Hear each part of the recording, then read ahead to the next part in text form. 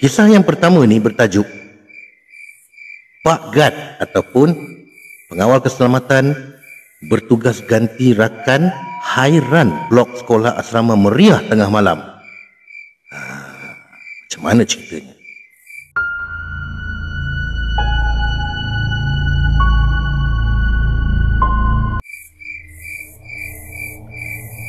Setiap pelajar atau pekerja di sekolah berasrama pastinya pernah dimomokkan dengan kisah seram atau menakutkan.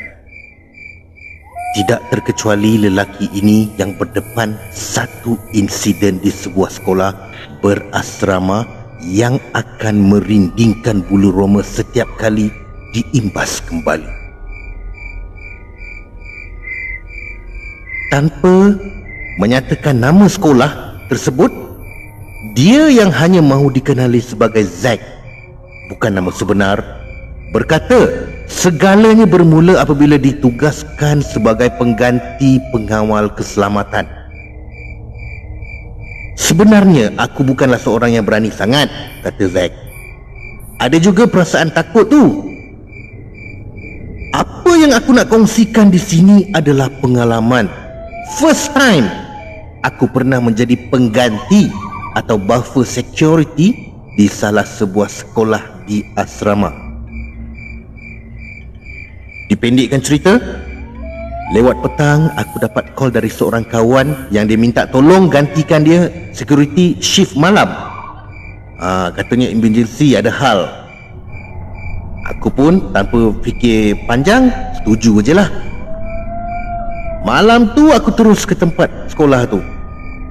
Besar juga kawasan sekolah tu. Nampak macam biasa je dan tak ada fikir apa-apa pun masa tu, kata Zack membuka cerita. Jadi si Zack ni seterusnya memulakan tugasannya, iaitu meronda kawasan sekolah pada waktu tu di bawah pemantauannya. Tiba jam 2 pagi menandakan waktu rondaan di blok bangunan sekolah dan blok asrama. Aku dengan berbekalkan lampu suluh kecil terus berjalan menuju ke bangunan pentadbiran dan pejabat. Jadi pun disuluh-suluh lah, disuluh sambil dia berjalan. Memang agak gelap dan suram, sunyi sepi. Sekali-sekala macam-macam bunyi lah kedengaran. Tapi untuk sedapkan hati yang kadang-kala seram sejuk, aku anggap itu mungkin bunyi binatang yang melompat dan berjalan. Aku tengok ke dalam pejabat yang berkunci melalui pintu kaca. Kelihatan ada satu komputer yang masih hidup.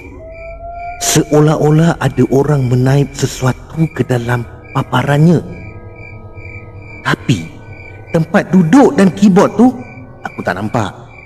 Agak terlindung lah, kata Zack, penuh dengan rasa misteri. Ruang minda Zack mula diisi rasa takut kerana terdetik dalam fikirannya pintu pejabat tersebut berkunci.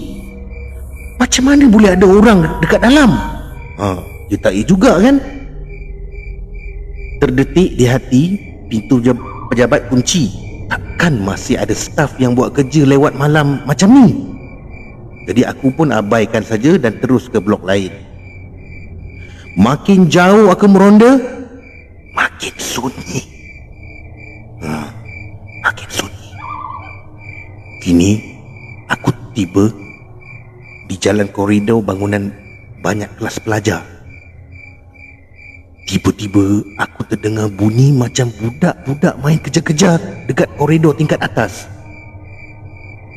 Aku pun terus suluh torchlight dan dari bawah.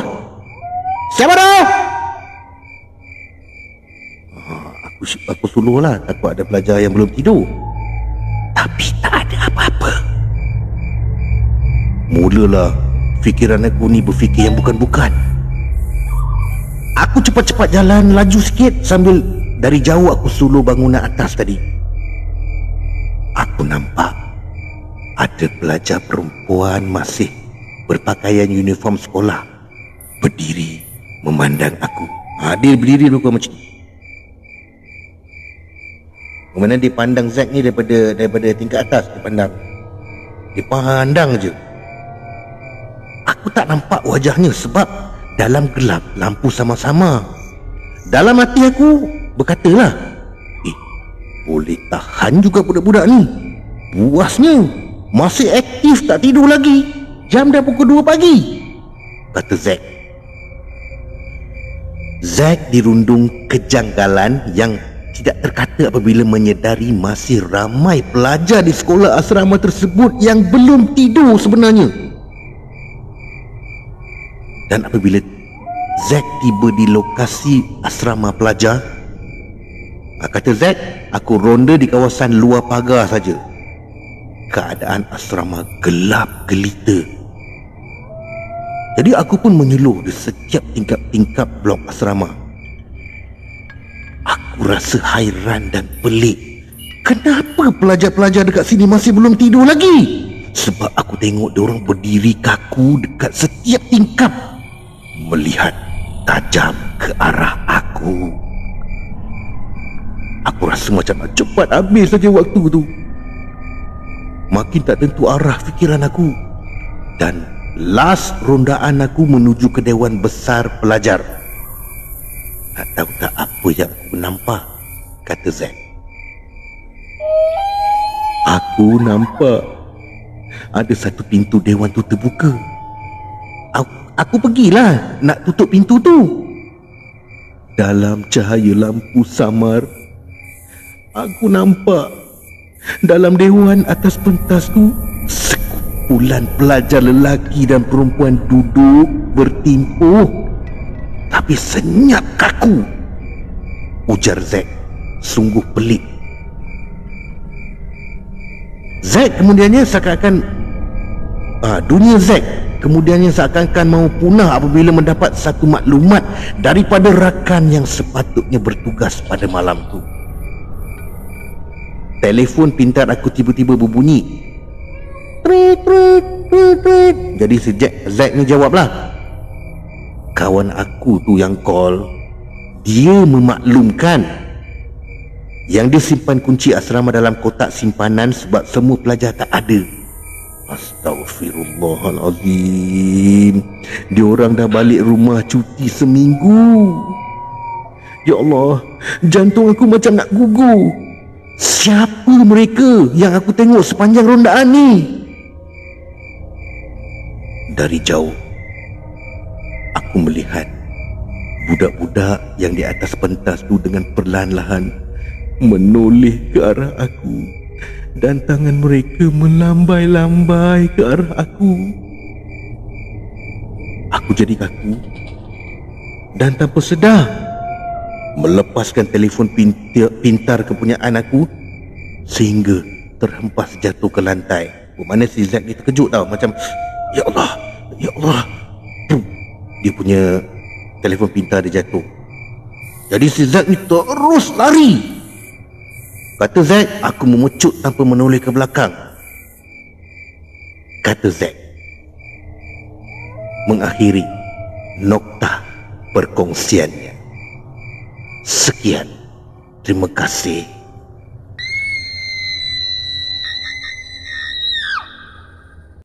Ya, itu dia perkongsian daripada kisah yang pertama daripada Zack.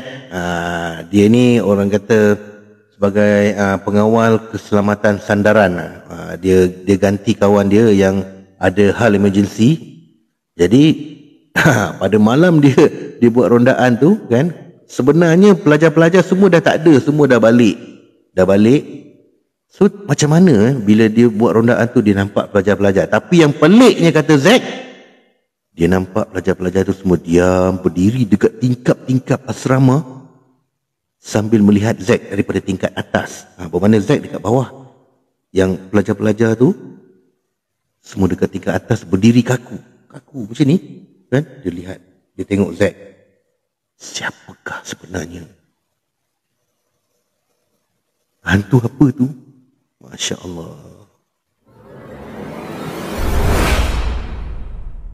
Baik, ini adalah kisah yang kedua. Kisah yang kedua ni datangnya daripada blog rashidsalim.com. Kisah ni bertajuk Kisah Seram Jadi Pengawal Keselamatan di Hotel.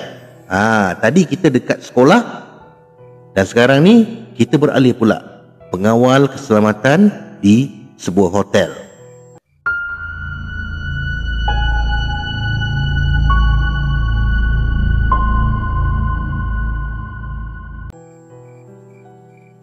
Di sini beliau mengatakan, "Hai, saya Fuad."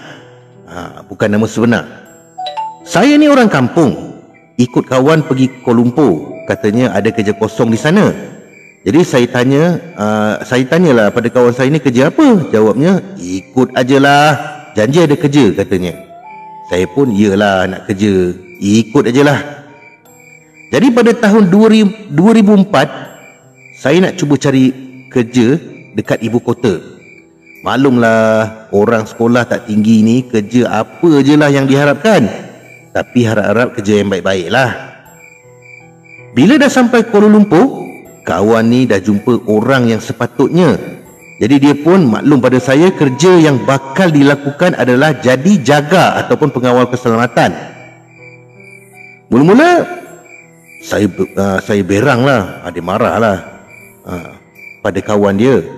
Kenapa tak beritahu awal-awal kerja jadi jaga? Tak adalah saya tertanya-tanya. Tadi dia kata jadi kawan dia kata, kalau aku cakap nanti bimbang kau tak nak ikut, kata kawan si inilah.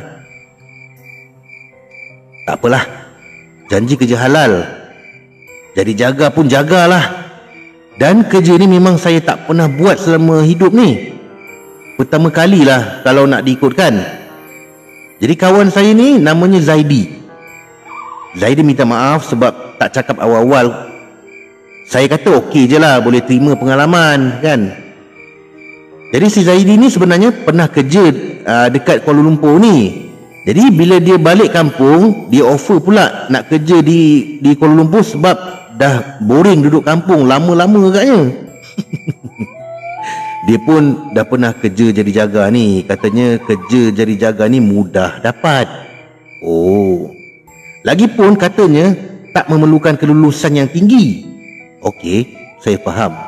Saya ni pun setakat SPM je. Kira boleh kerja ni, alhamdulillah.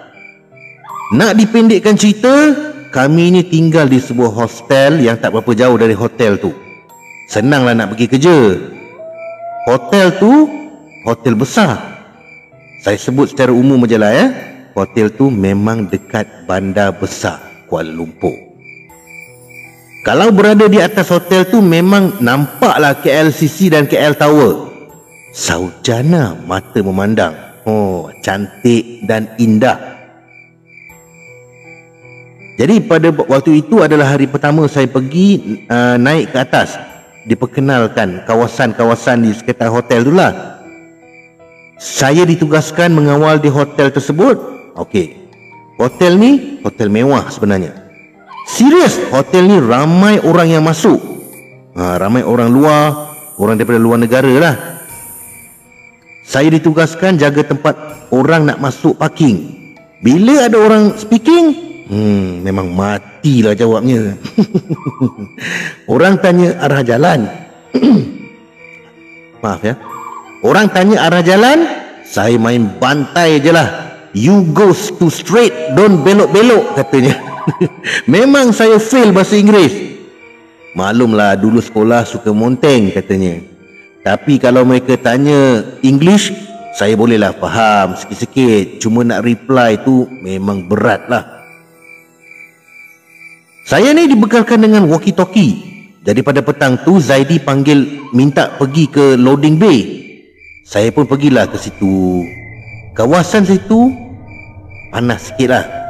Kalau lama-lama boleh berpeluh. Masa tu dah dekat maghrib. Saya panggil Zaidi.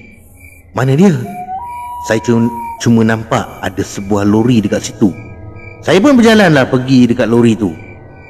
Tiba-tiba suara Zaidi kedengaran di walkie-talkie. Cari saya, panggil-panggil saya. Saya jawablah, yang tadi kau cari aku kenapa? Aku dah ada dekat loading bay ni. Dia pun balaslah, bila masa aku cari kau? Aku ada dekat dalam bilik pemantauan ni, tengah tengok CCTV. Dia beritahu nampak saya pergi loading bay. Duk buat apa kat situ? Saya tanyalah, bukan ke kau yang panggil? Dia jawab balik, memang dia tak panggil, dia pun minta saya patah balik. Dah tu, suara dalam walkie-talkie tadi tu siapa? Saya pun pusing. Saya pusing balik nak tinggalkan lori tu. Tiba-tiba lori tu menderu. Lori tu boleh start. Lah, ada orang rupanya. Saya ingatkan tak ada sesiapa tadi sebab enjinnya senyap je. Saya pun undur balik pergi dekat kepala lori tu. Tengok driver, tak ada orang. Saya pun intai-intai belakang, tak ada orang juga. Kawasan loading bay pun tak adalah gelap sangat, memang terang, banyak lampu. Jadi saya ni garu-garu kepala lah. Orang tak ada, tapi enjin lori tiba-tiba hidup. Dah lah enjin hidup, tapi menderu macam orang main tekan-tekan minyak. Tu yang buat saya meremang tu. Saya tak puas hati, mungkin sengaja nak takut-takutkan saya lah tu kawan-kawan ni. Manalah tahu kot-kot ada orang sembunyi.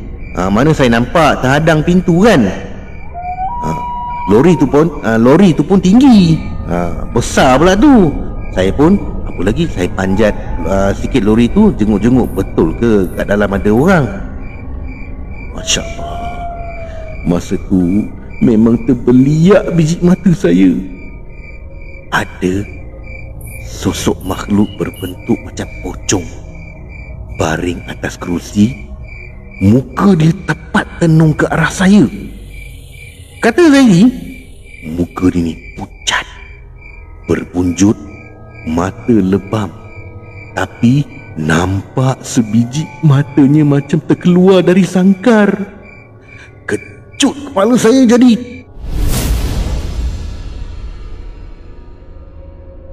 Saya tak tunggu lama, saya pun terus langkah 1000 sambil terkucil. InsyaAllah sampai terkucil dia buatnya. Sebab apa tahu? Pertama kali saya jumpa benda tu dalam hidup saya.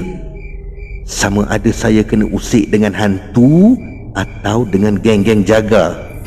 Wallahu alam. Sebab masa dalam CCTV tu memang tak nampak langsung makhluk pocong tu dalam lori, sebab terlindung. Dalam kepala otak saya, memang saya menafikan itu adalah hantu. Dan saya cakap itu memang kerja Zaidi nak kenakan saya pada hari pertama saya kerja dekat situ. Saya marahlah, tapi dia pun menidakkannya. Mana ada aku usik kau. Kawan-kawan ni pun tak ada lah, tak ada masa nak usik kau. Jaga yang lama dekat situ kata benda tu biasa. Tapi saya tak percaya. Mana boleh biasa? Lepas tu hotel dekat situ kata pernah ada benda pelik-pelik berlaku dekat hotel ni. Saya tanya apa yang pelik, tapi dia malas nak cerita. Saya agak cuak sebab terbayang-bayangkan wajah hantu tu. Saya punya takut sampai terkencing dalam seluar.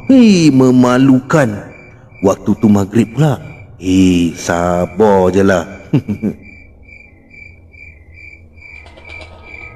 Jadi saya tanam dalam kepala saya, memang benda tu disengajakan oleh puak-puak ni nak melahirkan rasa takut dalam diri saya. Jadi saya kena beranikan diri dan beranggapan benda tu sebenarnya tak wujud. Jadi minggu pertama tak ada apa-apa. Masuk minggu yang ketiga, kena jaga shift malam. Cepat betul kena tukar shift ni. Jadi malam tu saya diminta naik lift pergi ke bahagian swimming pool dekat atas. Hotel mewah kan, kolam renang mestilah ada. Tapi masa tu dah pukul 12.30 malam. Mereka dah selesai program. Ketika tu ada majlis apa entah, saya pun dah tak ingat lah. Jadi pelayan lelaki dan perempuan sibuk mengemas. Saya bersama 2 orang masa tu, dengan seorang lagi orang lama lah dekat situ, kena pantau keadaan. Selepas mereka siap, yang seorang tu nak ke tandas. Jadi saya kena tunggulah dia sekejap. Jadi saya pun bersandarlah dekat dinding sambil pegang cota. Walkie-talkie saya sangkut dekat seluar. Tengah duk pusing-pusing cota, saya ni terpandang ada benda putih di sebalik pokok perhiasan dekat swimming pool. Pokok tu pula dekat tepi bangunan. Jadi saya pun perhati. Saya perhati betul-betul, sebab situ gelap sikit kawasan tu. Saya tenung lama-lama kain putih yang sipi-sipi terlindung sebalik pohon tu. Tiba-tiba dia keluarkan kepala dia. Terkejut saya. Saya rasa itu seperti pocong yang serupa dalam lori masa hari mula-mula saya kerja tu.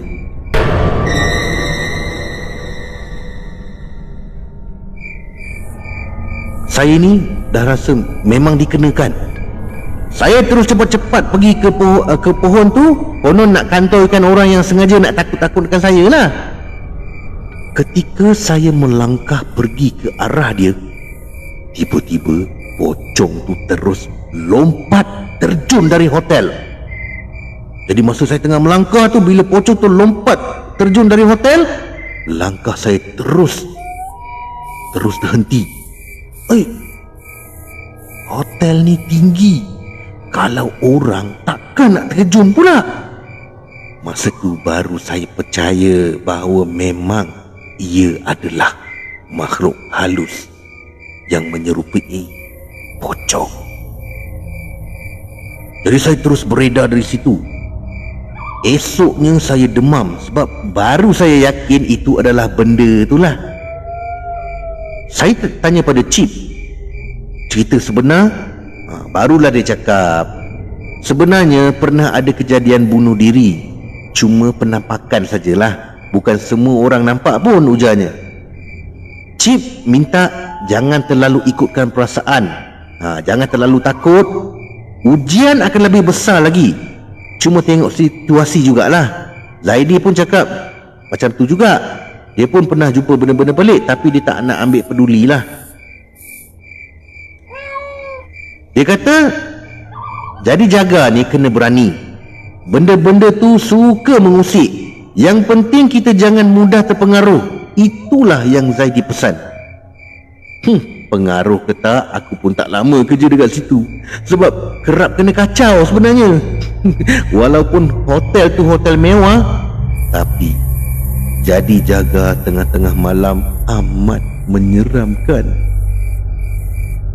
Bukan setakat nampak pocong saja, malah pernah juga terdengar-dengar orang menangis. Tapi orangnya tak ada. Cuma suara saja yang kedengaran sayup-sayup.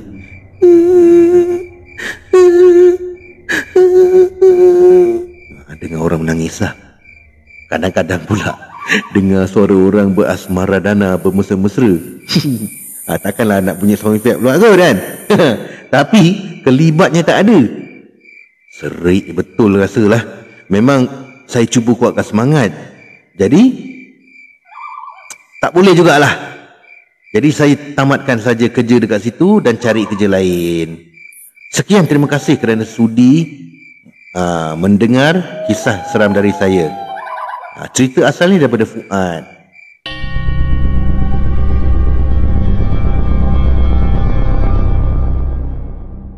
Kisah yang ketiga ni bertajuk Kisah Seram Pengawal Keselamatan dan Perempuan Tidak Berkepala.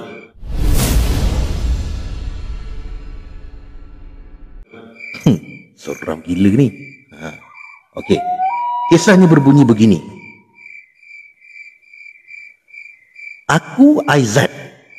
Aku bekerja sebagai seorang pengawal keselamatan di salah sebuah sekolah rendah di kampung aku. Bekerja sebagai seorang pengawal keselamatan, aku terpaksa mengikut shift yang telah ditetapkan dan akan bergile-gile dengan rakan sekerjaku, Fikri.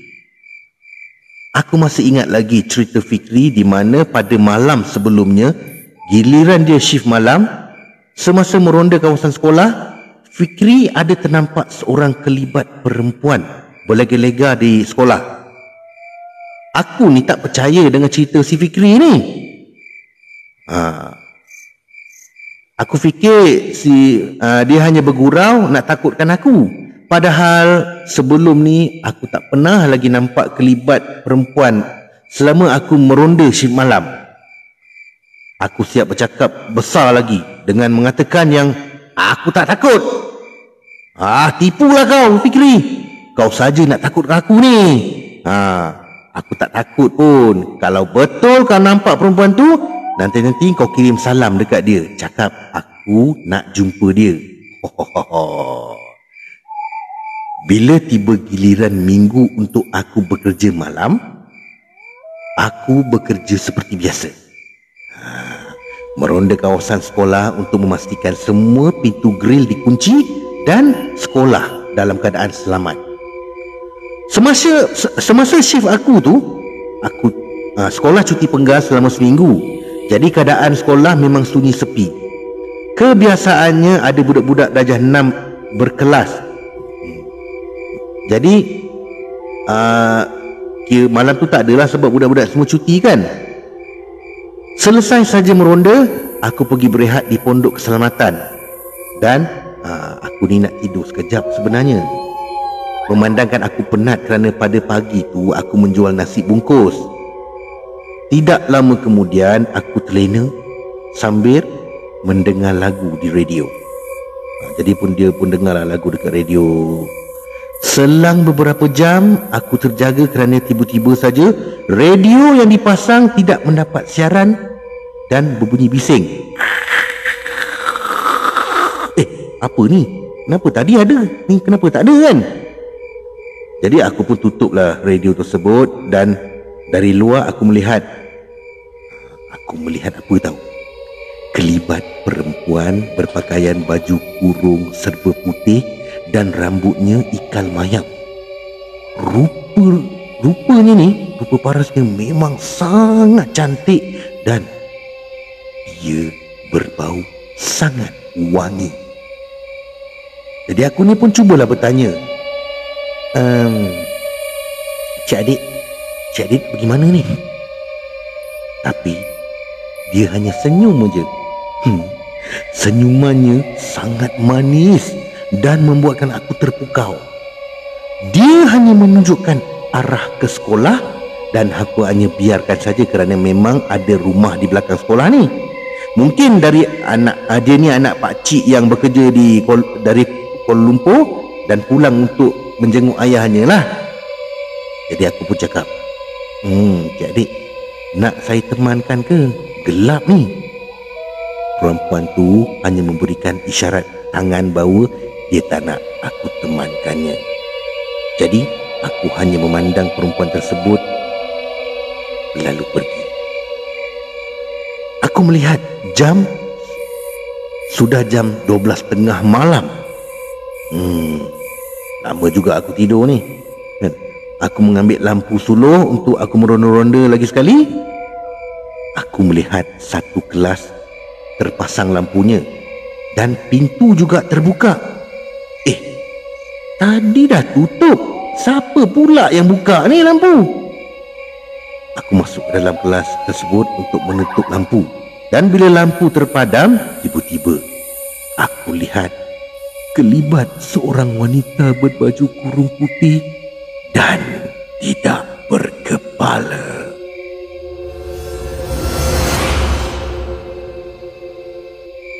Bajunya berlumuran darah dan baunya sangat busuk. Aku ingin segera keluar dari kelas tersebut, tetapi pintu pula tiba-tiba tertutup dengan sendirinya. Dan selepas itu, aku tidak sedarkan diri. Keesokan harinya, bila aku bangun, aku masih ada dalam kelas tersebut dan aku terbaring di atas meja dengan keadaan baju aku ni basah lencun seperti disimbah air. Ya Allah, sampai sekarang aku masih tidak boleh lupakan peristiwa itu. Sekian, terima kasih.